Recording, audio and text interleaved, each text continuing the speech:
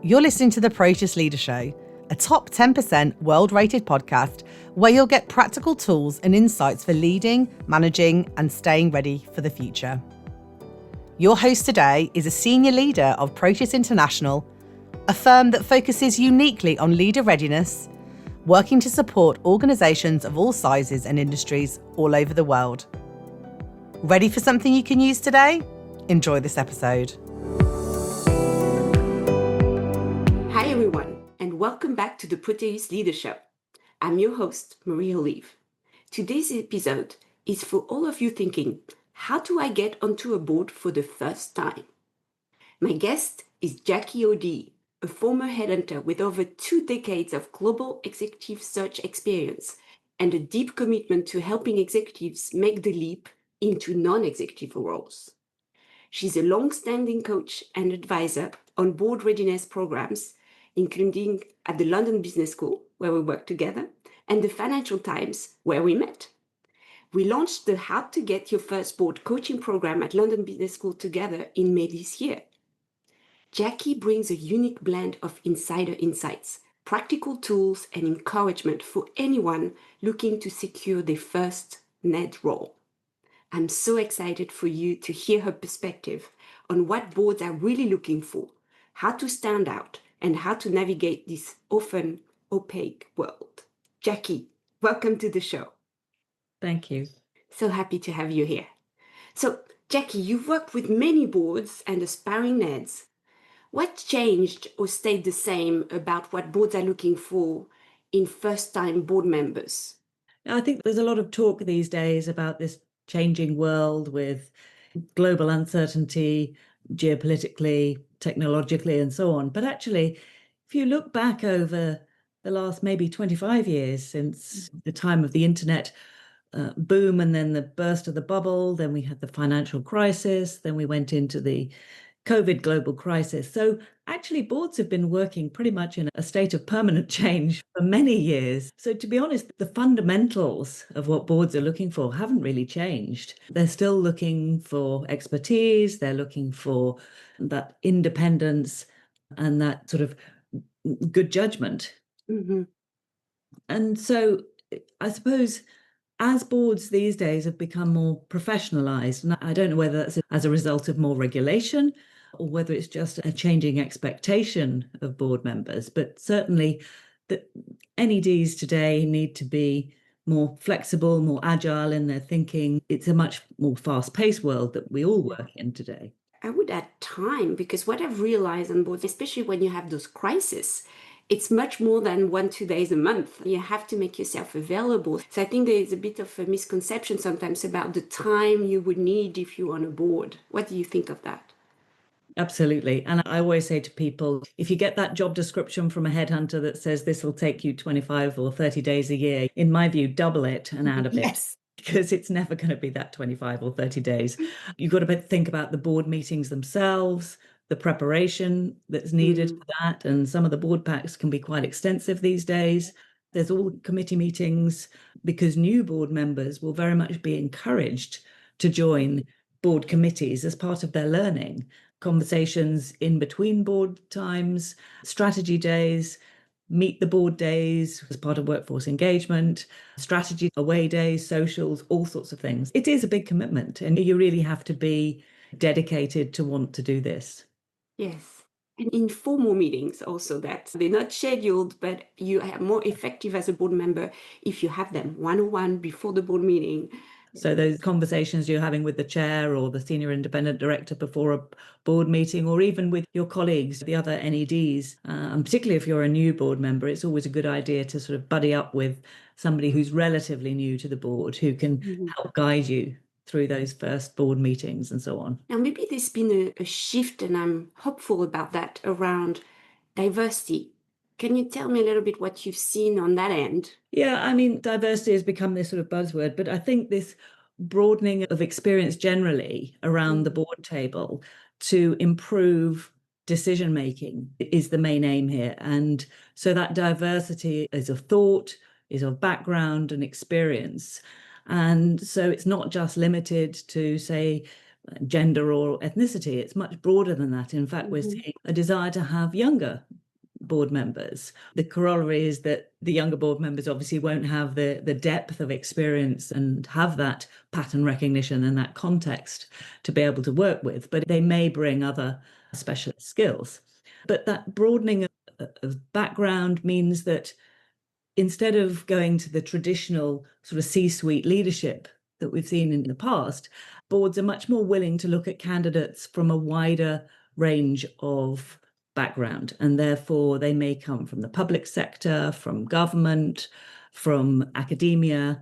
So it's really broadened the candidate pool, which you think would make life easier for people who are aspiring to be on their first board, but actually it's still a competitive market. There are only on average 10 or 11 board seats around the table, so it's still going to be competitive. And you don't want board members to come onto a board and go off a board too soon. They need to have that longevity in role to be able to contribute. And so therefore the turnover is not as fast as it might. I think the average length of time on a board roughly is around about the 5-year point. And on that note, I think also they're looking for more subject matter experts in all those kind of emerging fields, digital, cyber, AI, climate, you name it. So you more and more have to be very proficient in those domains. Yeah, and I think it's important for non-execs to always think that once they've got that first board role, they haven't stopped learning. They're learning as they go through, and therefore always add to that learning and background. I think an important point to make is that whilst there will always be those hot topics that come up from time to time, and AI is the current one, we must have somebody on the board who knows something about AI. But you've got to ask, what for? How will we deploy this? Have we got somebody in the organization already? Do we need to give up a board seat just for the person who's the expert on AI? It's going to affect every part of business, and therefore everyone eventually is going to have a good level of knowledge of that.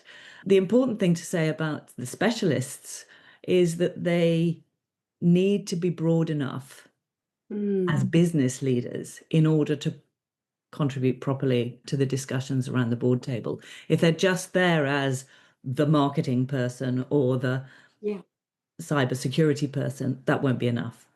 Yes, because as you said, there are only 10 board seats. So if you needed an expert in all those areas, either you would need like 25 of them. When people are reflecting and thinking, am I ready for this first board role? What does readiness look like? What should they think about before going down this path, in your opinion?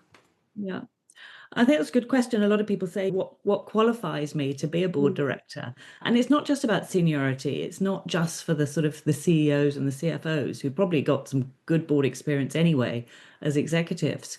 I always say there are sort of 4 buckets that I would use as a sort of a test. The first one would be leadership. It'd be great if you've got that operational leadership experience, but not necessarily as a CEO. You may have been a leader of a division, a department, a region, something like that. But if you've run a P&L, for instance, that would be a good leadership qualifier. You might have led a function, finance, HR, something like that. So leadership would be the first one. The second, and these are in no particular order, strategic. Obviously, you need to have that sort of breadth of thinking, that ability to look at the bigger picture. So you may have worked in strategy or developed policy or just been involved in large scale, perhaps transformation and change projects, something like that. The commercial side, obviously, there is a commercial imperative here usually. Even in a non-profit board, there'll probably be a fundraising element or something. Somebody from a sales and marketing background, for instance, would be interesting. So some sort of idea of the commercial imperative of building, growing, and the long-term nature of sustaining the business. And then finally, finance. You don't need to have come from the financial function to be on a board, but you do need to be able to read the balance sheet and ask the right questions of the finances. So, of course, different people will have different kind of balances between those 4 pillars. As a sort of a rule of thumb, they would be the things that I would ask people to have a look at. I love those 4 pillars. And I think you need to look at those in conjunction with the type of boards you want to join, because we talked about that quite a lot with our students, is that there are many boards, like from non-for-profit to government boards to publicly listed or private boards, and they will require different combinations of skills. I mean, fundraising could be very relevant for earlier stage company. Absolutely. And so you've got to really understand what your value is and know, based on the experience you've got, what kinds of boards are going to find your experience valuable. So to be able to say, I know what scale I've been operating at, I know what type of sectors I've been working in, I know how international I've been, to shape what kind of boards to target. And I think that's really important, because the more focused you can be about targeting the right type of boards, it makes your job search so much easier. So really understanding that value of what you bring in terms of specialist skills you may have in sector experience, international, and the other specialist skills that we talked about earlier. And then, of course, there's the all-important soft skills. So temperament to be a board director is so important. It's not for everybody. Some people just like to do stuff and make things happen and be more operational. Whereas for a board role, you've got to kind of sit on your hands and use your wisdom and get things done through influence. It's all about asking the right questions. And I liken the NED role really to ask, ASC, advise, support, and challenge. And if you can do those things in a way that isn't going to be asking questions for the sake of asking questions. You've got to ask the right questions. You've got to have done your homework and read the board packs properly and really think, is this question going to be helpful about making a decision, or am I just curious about something? Yeah, I cannot agree more. The soft skills, I feel, become even more important. And maybe the underlying one is that listening skills we talk so much about, because this is what will help you to ask the right questions at the right moment, help you not to speak. I find that's quite a good one to hone on a board. And I still remember when I followed the Financial Times NED diploma, that the first module was all about soft skills and coaching skills. And I was like, am I at the right course? That element of coaching and advising the executive is really important. And often board directors are asked to coach those who are actually on the senior management team, aspiring to be on the board as executives in the future. So coaching and mentoring is really important, but also, as well as influencing skills and asking the questions in the right way, you've also got to have a certain humility, because as a board director, you're not going to have the answers to everything, and you need to know, as you say, when to speak up and when just to listen, and also to have that right level. Then it's a balance of self-confidence and low ego, and somebody who's always asking the question for the sake of having their voice heard is not helpful around the board table. I think a good tip would be to remember why you've been brought on that board. What are the particular skills that they wanted? And so those are the areas where you need to contribute the most. Doesn't mean you can't say anything about the other areas, but just remember why you're here. Although I have seen chairs question somebody that they only contribute on their area of expertise. And I think, again, that's where the confidence level comes in, that once you get confident on a board, you will be expected to contribute to the other broader areas of decision making. And that's why, as we said earlier, you're not going to get specialist seats on boards. You need to be a broad business leader and business decision maker as well. That's true. And you need to continue to learn, as you were saying earlier, so then you can add value on those new topics. AI wasn't on the board agenda 5 years ago. So exactly that. We're all learning. Yes.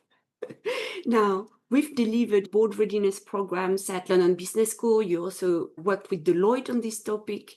I'm curious about what are some of the most common misconceptions for aspiring NEDs that are trying to secure this first board role? We touched on it earlier. The first misconception is probably about the time commitment and the longevity of the engagement, that tenure, checking out how long am I going to be expected to serve? What is expected of me? What's in my appointment letter? What will I need to think about?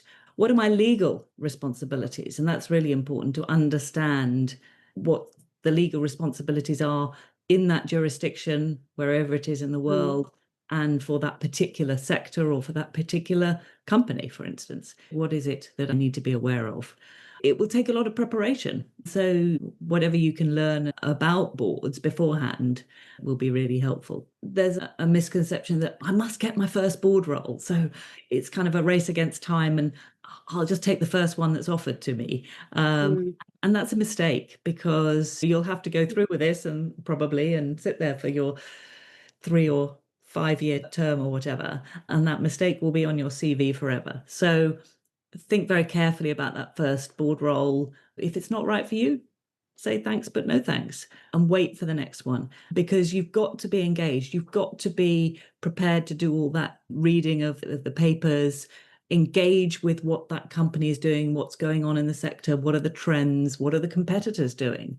And remember, you're serving not just shareholder, but also all the other stakeholders, whether they're customers, suppliers, employees, and the local community and society at large. Having that interest is really key, and that interest also in governance, to be that non-executive, asking the right questions. So make sure that you're going to have fun. It's not for everyone, as you said earlier. Sometimes people would tell me, just apply to many and it will work in the end. And I think what I've realized is the board search is very different from an executive search. They're looking for specific skills, real added value. So you need to have a targeted approach and be very clear about what you bring. And as we said earlier, understanding your value and the kinds of boards that are going to benefit from what you bring. So really understanding what your contribution is going to be to that particular board. And how will you find that out? Being self-aware and asking yourself those questions, but actually ask for feedback from other people. And that leads into things like networking. So asking for that feedback and making those inquiries early on, even before you get to the point of being active perhaps in your board search, is just say, do you think I'd make a good board director? To somebody who you trust and who's gone on to boards and knows a bit about it, and just say, what's it like being on a board? And doing that sort of proactive learning and asking for advice and feedback yourself. Yes. Other people see you in the way that you don't see yourself. I think you told me once to stay away from the spray and pray approach with board applications. Exactly. I love this saying. And then you're talking about networks. I love to spend a bit more time on that, because we all hear networks are key. And so for someone who doesn't have those boardroom connections, what practical steps can they take to build that visibility and credibility with the right people? People have this idea about networking that it's somehow putting themselves out there in a place that they're uncomfortable. I always say, if you don't want to go on panels and be a presenter or write any thought leadership or put yourself out there in conferences and so on, don't do it. Do something that works for you, that you're comfortable in, and keep it simple. I mean, networking is simply getting in touch with people and asking them for some advice and help. And if that's just getting in touch with somebody in your own network that you're comfortable with, a former boss perhaps has gone on to do something, another colleague has gone on to do board work, or somebody in the LBS network has organize something. Look at your own network, maybe your university alumni or whatever it happens to be, and think about who would be the top 5 people I'd have on my list. You don't have to talk to hundreds of people. Talk to the top 5, 10 people, and then ask them for views. And everybody you talk to, ask them for 2 other people that you should be talking to who could be helpful. And suddenly your network will snowball and you'll end up talking to the right people. Yeah, we all made mistakes, and sometimes we talk to people and go, they weren't so helpful, but you move on. And I think the important thing about networking, it is networking. It's building a rapport. It's building a relationship. It's not, have you got a job for me? It's let people know what you're looking for. And a lot of people won't know that you're looking for a board, particularly if you've been a very successful executive all your career. They won't necessarily know that you're looking at this sort of pivot or looking to take on a non-executive role alongside your executive career. So just getting that message out saying, hi, we haven't talked for a while, would love to catch up. This is what I'm thinking of doing. Would love your advice. And ask them specifics. Can we meet for a coffee, or can we have a Teams call for half an hour and talk about this? Be very specific, because people are busy and you just want to tell them what it is you're looking for, and can you have that conversation? And then when you talk, all sorts of other things will come up. You can ask for feedback, ask them what it's like, what was their route up. Mm. The headhunter's the most helpful to them. Talking of headhunters, again, it's building a relationship with them and letting them know that you're looking for board roles, because even if they know you and have you on their radar, then they might just assume you're very happy in your executive career, Yeah. and wouldn't dream of picking up the phone to talk to you about a board role. So you've got to tell them what you're looking for and the sectors that you excel in, the company types and scale that you're familiar with. I love so many things in what you said. The first is build connection. So to reframe that, it's not about getting a job directly in that first meeting. Second is just let your relevant network know that you're looking for a board. It's not obvious, even if you're working on your positioning. And then you have to be ready for a long journey. Some people might get lucky and get a board in the first few months.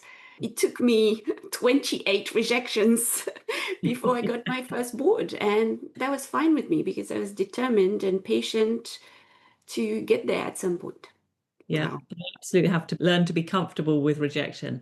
Yes. And despite me saying things like always ask for feedback, you've got to be prepared for the fact that some of the feedback will be negligible. Feedback from a headhunter, ask them about feedback on your CV or why you didn't get the role. Was there anything you could have done differently at interview? Always ask for feedback, but bear in mind that many times you won't get it. Yeah, be patient, as you say, be resilient. It can take a lot of time, and just keep at it. The more you keep at it, the more I think you will be able to hone your pitch. Practice, practice, practice. You will get better at it. And as you get better at it, it will be easier to explain the value you have and how you can contribute to boards. And that makes it easier for other people to remember your story. You don't want to get on a board because you need it. I always warn people, you need to really have strategies so you're not desperate because it shows. Yeah. And also then you might get on the wrong board. And as you said earlier, it's a time commitment. And if you live in the middle, it will harm your reputation in some ways. So that first board role is very important for your future as a board member. Yeah, No. definitely. And the first board role also sends a message about what you might be looking for. So people will look at it and go, oh, okay, that person's stepped onto that particular company type or that particular sector and so on. Maybe they'll be looking for something similar next as they build their portfolio. So yeah, it definitely sends a message about the direction you're going. But that said, many first board roles are the smaller, unpaid, perhaps charity, pro bono roles to get you into board work, as a soft entrance into board work before you get that first commercial role.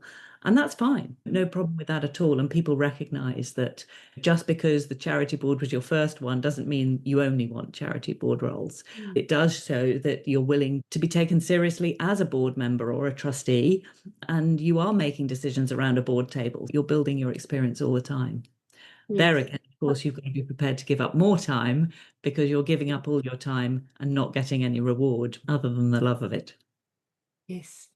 And as you said earlier, as you think through your value and what you bring, you also need to think about what am I missing? It could be experience, and then you need to build up that experience through charity or startup board roles. And so really you need to be self-aware about what you bring, what you don't bring yet, but you can build over time. And often the thing that's missing is confidence. And therefore, stepping into something smaller or unpaid gives you that confidence to know, actually, I do know what I'm talking about. I can help with decision making. I can help the executive to be more effective. So a lot of it is about confidence building. Finally, as we always do on this show, Jacquie, I love some practical takeaways for our listeners. So what are your top 2-3 tips for listeners who want to get serious about landing their first board role in the next year?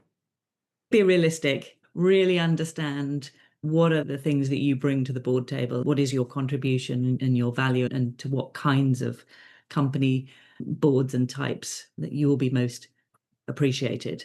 So be realistic. You're not going to aim for your top Fortune 500 company probably as your first board role. So be realistic about scale and type and so on. Be patient, as we said, be patient, be tenacious, keep at it. That resilience in your search strategy, just to keep going. You will get there. Keep up with the networking, because the first board role is most likely to come through your network. It's people who know you and who can vouch for you and advocate for you. So actually more likely to get your first board role through your own network than, say, through the headhunting community. And of course, be proactive, get out there, do whatever learning you can do, get that experience maybe on a smaller or a pro bono board, but really show that you're willing to engage and put the effort in. Awesome. So be realistic, be patient, and be proactive. Simple to remember and so true based on my experience. Jacquie, thank you so much. Your insights have been incredibly helpful, especially in demystifying the process and offering such clear guidance. I know many of our listeners will feel more confident and better equipped to take that first step toward the boardroom. It's been a pleasure. Thank you very much for inviting me. My pleasure.